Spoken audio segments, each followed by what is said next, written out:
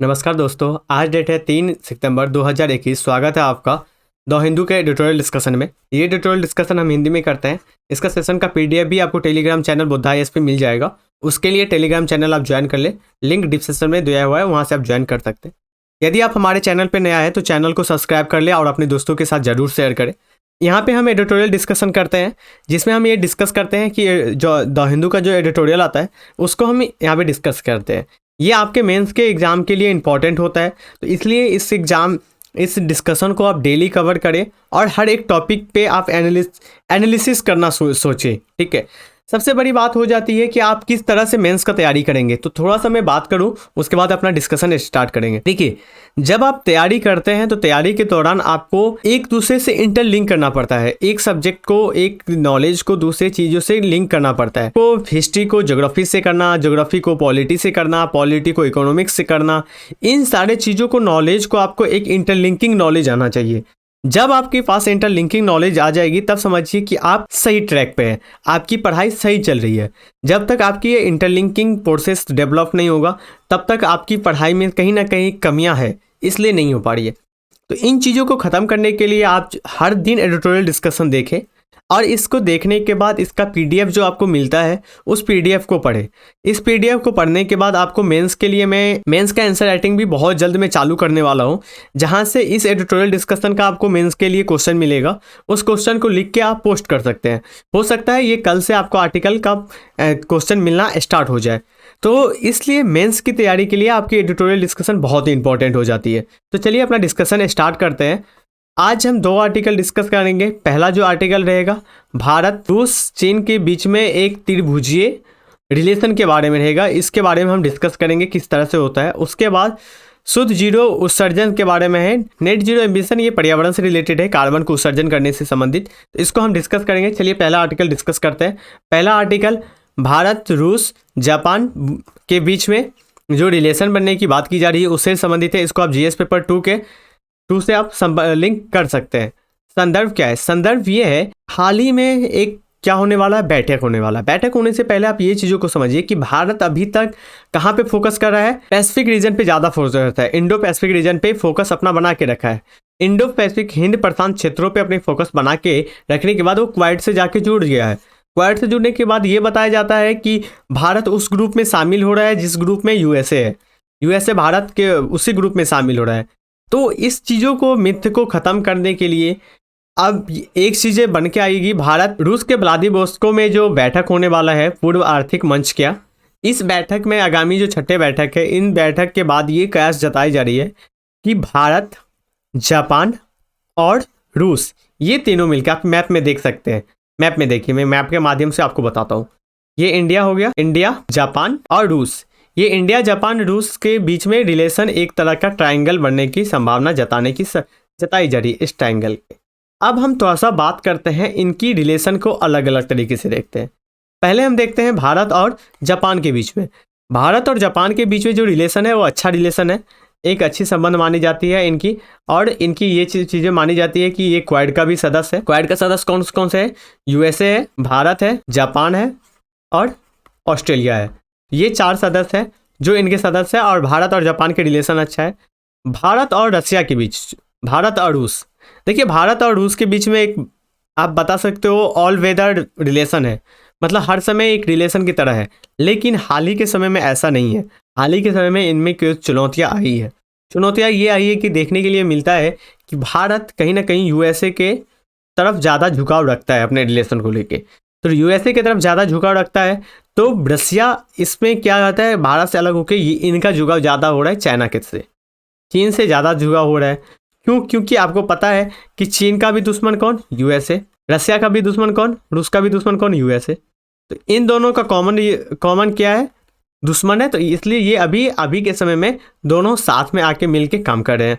तो दोनों का रिलेशन अभी अच्छा है। तो भारत का और रसिया के बीच में अभी रिलेशन चुनौतीपूर्ण है। उसके बाद हम यहाँ पे देखते हैं, हम देखते हैं रूस के बीच में और जापान के बीच में। देखिए, रूस के बीच में और जापान के बीच में रिलेशन खराब है। इस रिलेशन खराब का होने के कारण क्या है? जापान क्या है? अमेरिका का एलाई कंट्री है। अमेरिका का एलाई कंट्री होने के नाते जापान अमेरिका के पक्ष में है। तो अमेरिका के पक्ष में है और इनका कॉमन दुश्मन कौन है? रसिया है, रूस है। सॉरी चीन है। जापान का दुश्मन कौन है? चीन है। और चीन और इनका रूस का बीच में क्या है? दोस्ती है। तो चीन और रूस के बीच में दोस्ती है, तो इनके बीच में भी दोस्ती, इसके बीच में भी दुश्मनी होगी, तो इनके बीच में, इन दोनों के बीच में रिलेशन थोड़ा सा खराब दिखता है। तो हम और आगे एनालिसिस करेंगे जिसमें और पॉइंट को हम देखेंगे। इसमें ये बताई जाती है कि अब जो ये ट्रायंगल बनेगा, ये जो त्रिभुज बनेगा रसिया, भारत और जापान के बीच में, तो इस ट्रायंगल में क्या क्या पक्ष में दिया जाता है? पक्ष में ये दिया जाता है कि भारत और रूस और जापान एक मजबूत संबंध के रूप में इमर्ज होकर आएगा। एक इसके इमर्ज होने के साथ साथ ये जताई जाएगी कि भारत सिर्फ क्वाड का ही सदस्य नहीं है, भारत रसिया, जापान और चीन, मतलब जापान के पक्ष में है। ये नहीं कि सिर्फ भारत उसी का सदस्य बन रहा है जहाँ पे यूएसए जा रहा है। ये जो चीज़ें इमर्ज होकर आ रही है, इसको ख़त्म किया जाएगा। उसके साथ साथ रूस के साथ क्या होगा? प्रशांत क्षेत्रों में जुड़ा होगा, रूस के साथ भी प्रशांत क्षेत्रों में जुड़ा होगा, जिससे कि कहीं ना कहीं मदद मिलेगा। उसके बाद है भारत अभी तक क्या कर रहा है? रूस को हेल्प कर रहा है। रूस को मदद क्या है कि रूस की जो पूर्वी क्षेत्र है, जहाँ पे डेजर्ट ज़्यादा है, और जहाँ वो विकसित नहीं है, वहाँ पे भारत कहीं ना कहीं निवेश करता है।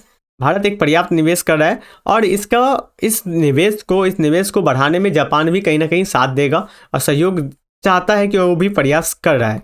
तो इसलिए इनके कोऑपरेशन होने की संभावना है, सहयोग होने की।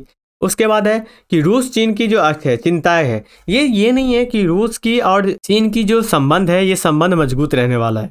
ऐसा टाइम आएगा, ये संबंध रूस क्यों बना रहा है चाइना से? रूस संतुलन बनाना चाहता है अपने बीच में।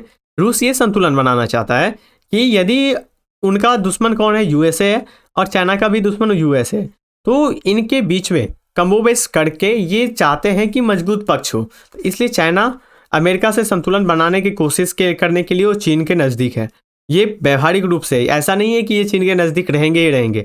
जब उनकी धुरी चेंज हो जाएगी, जब उनकी स्थिति चेंज होगी, रूस की स्थिति चेंज होगा, तो रूस हो सकता है इनके विपरीत भी जा सकते हैं। तो विपरीत जाएंगे, तो विपरीत यदि जाते हैं तो हो सकता है उस टाइम तक इंडिया को इंतजार करने की ज़रूरत नहीं है कि ऐसा परिस्थिति होगा जो चीन और रसिया क्या होगा, चीन से अलग जाएगा और हमारा रसिया का संबंध अच्छा होगा। नहीं, भारत को अमेरिका के साथ भी संबंध रखना है और रूस के साथ भी संबंध को क्या करना है? बैलेंस बनाना है। संतुलित करने के लिए यह एक सबसे सही टाइम रहेगा कि भारत को क्या करना चाहिए? एक त्रिभुजीय अलायंस बना लेना चाहिए, सहयोग बनाने की ज़रूरत है।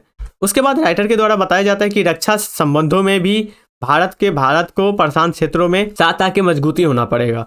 और देखिए जापान को क्या है? जापान को इसलिए रिलेशन अच्छा करने की ज़रूरत है रूस के साथ, क्योंकि हमने कल ही डिस्कस किया था कि आर्कटिक रीजन में किस तरह से बर्फ़ पिघल रहा है। जब बर्फ़ पिघल रही है तो यहाँ पे एक अलग नया सी रूट आएगा, ठीक है, समुद्री रूट आएगा। तो समुद्री रूट ऊपर से होके जापान को ट्रेड यदि करता है, जापान ट्रेड करता है, तो इनकी समय की बचत होगी। पहले ये 40 दिनों में करता था, अब ये 20 से 25 दिन में कर पाएंगे। तो इसकी बचत होगी, कहीं ना कहीं ईंधन की बचत होगी। पहले जापान ऐसे करके इस तरह से जाता था, अब ये जापान क्या करेगा? ऊपर। यदि चाइना रूस के साथ, इसके लिए रूस के साथ इनके साथ संबंध अच्छा होना चाहिए। रूस के साथ संबंध अच्छा रहेगा, फिर जाके ये समुद्री मार्ग पे जो यूरोप से माल भेजने की उनकी थी, यूरोप से जो माल ट्रेड होगा, व्यापार होगा, इनमें ये काम कर पाएंगे। उसके लिए क्या करना पड़ेगा? इनको ट्रांस रूट के में पकड़ बनाने के लिए रशिया से इनके संबंध अच्छा करना पड़ेगा। अब बताया जाता है कि तीनों देश के पास एक अच्छी अपॉर्चुनिटी है, और तीनों देश एक उभरता हुआ अर्थव्यवस्था है। उभरती हुई अर्थव्यवस्था के साथ बेहतर होगा कि रूस जापान के संबंध भी अच्छे हो। इसके संबंध अच्छे होने के साथ साथ, कुछ पॉजिटिव होने के साथ साथ, इनके बीच में कुछ विवाद भी है। किसके बीच में? चाइना के बीच में, रूस के बीच में और जापान के बीच में। विवाद का कारण क्या है? विवाद का कारण है द्वितीय विश्व युद्ध के बाद कुरिल जो द्वीप है, कुरिल द्वीप पे किसका कब्जा है? रूस का कब्जा है। रूस इस पे कब्जा किया हुआ है। लंबे समय से जापान के साथ इनका संबंध है कि कुरिल द्वीप को छोड़ दिया जाए, कुरिल द्वीप को स्वतंत्र कर दिया जाए, लेकिन स्वतंत्र नहीं होता। इसका बारे में पीछे एक भौगोलिक रीजन भी है। भौगोलिक रीजन आप देख सकते हैं कि यूएसए के तरफ कौन है? जापान है। अब रूस किसके तरफ है? चीन के तरफ है। तो ये एक भौगोलिक, बता सकते हो, दो ध्रुव पे चलती है दे। तो दो ध्रुवों में एक वो ध्रुव में है, ये ध्रुव में है। तो भू राजनीति भी है इस यहाँ पे। कोले द्वीप के पास भी है। कोले द्वीप के लिए इन्होंने रूस इस चीज़ को मानने के लिए तैयार नहीं है। रूस अभी हाल ही में अपने घरेलू कानून में ही बदलाव किया है। यदि कोई बोलेगा कि कोरल द्वीप है, इसको जापान को देना चाहिए, यूक्रेन को दे देना चाहिए उनकी द्वीप, यदि ऐसा कोई बोला जाता है तो उसके खिलाफ क्या होगा?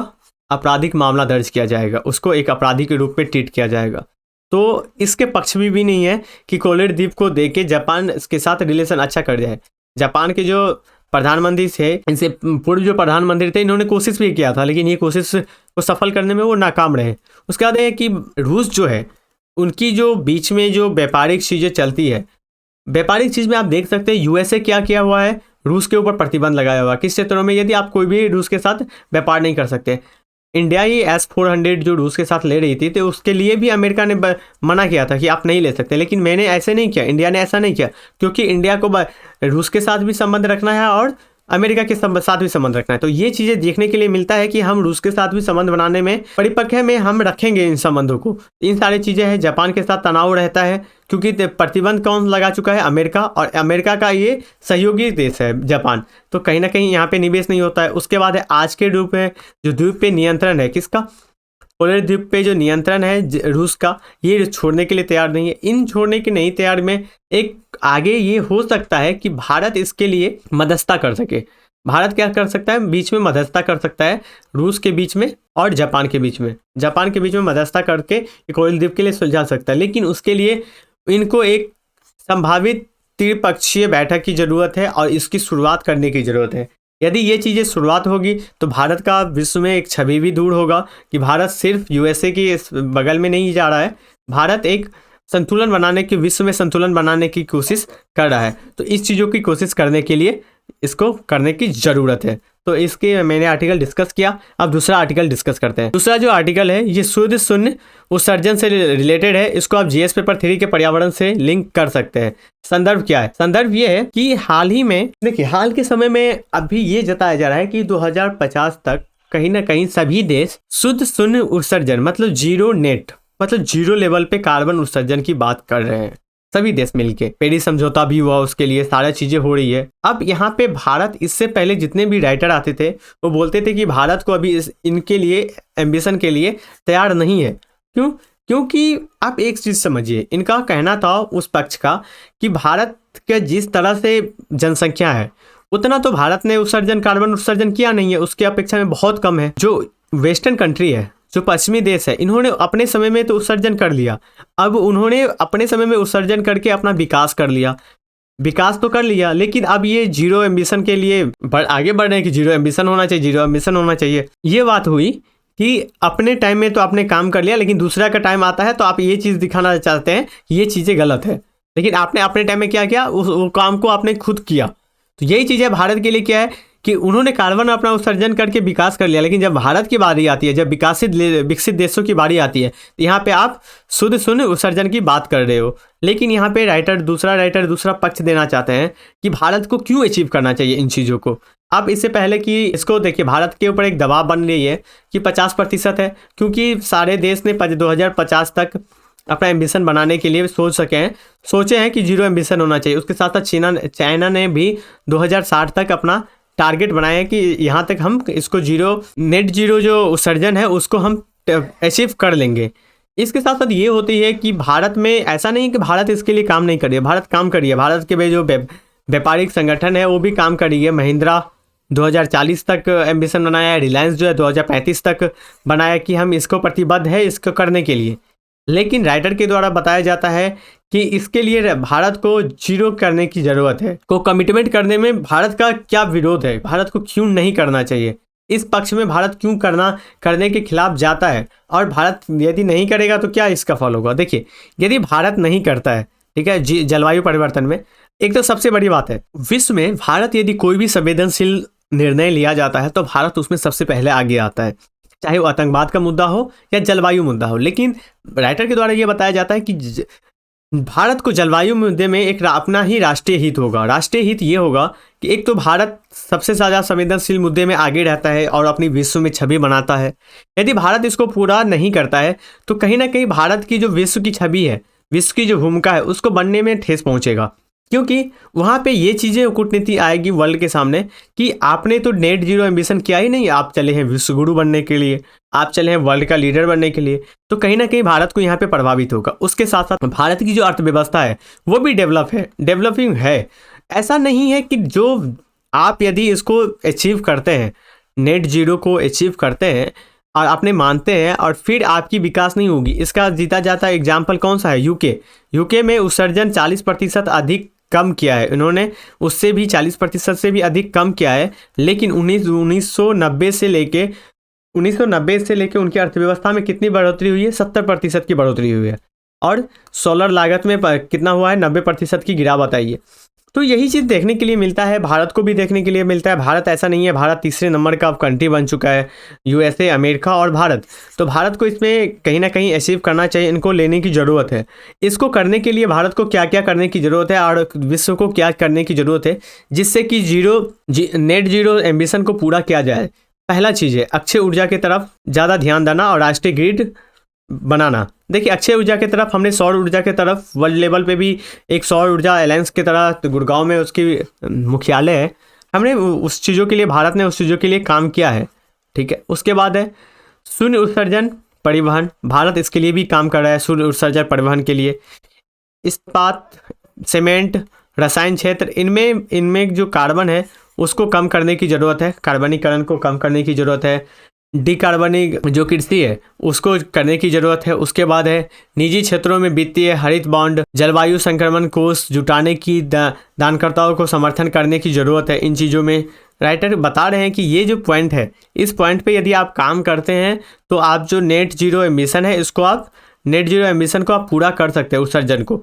इस उत्सर्जन करने के लिए भारत को आगे आना चाहिए। भारत को इसमें अब इस टारगेट को कंप्लीट करने के लिए कमिटमेंट करना चाहिए। अब 2050 करे या 2060, लेकिन भारत को इसके लिए कमिटमेंट करना चाहिए, क्योंकि भारत अभी आने वाला वर्ल्ड में, आने वाले टाइम में एक लीडर की तरह काम करेगा। और लीडर की तरह यदि आप काम करोगे और ये चीज़ें आप नहीं करेंगे तो आपके लिए सही नहीं होगा।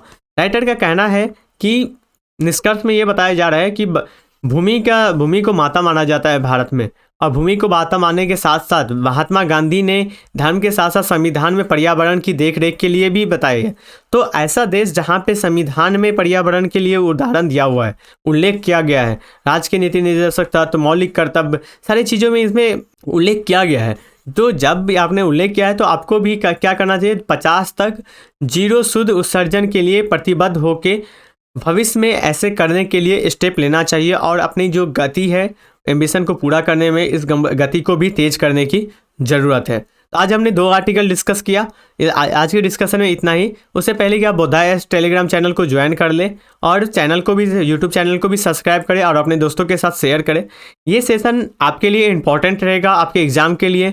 उसके लिए हमें सेशन का सजेशन ज़रूर दें कि इसमें हम क्या और ऐड कर सकते हैं, क्या जोड़ सकते हैं आपके लिए। जैसे आपने सजेशन दिया कि सर मैप जोड़ना, तो मैं कोशिश करता हूँ कि मैप जोड़ूँ। तो इस तरह से यदि आपका सजेशन आएगा तो मैं उस तरफ काम करूँगा, और आपके सजेशन के हिसाब से ही ये यूट्यूब चैनल चलेगी। ये यूट्यूब चैनल आप ही का है। तो आज के लिए इतना ही। Thank you so much.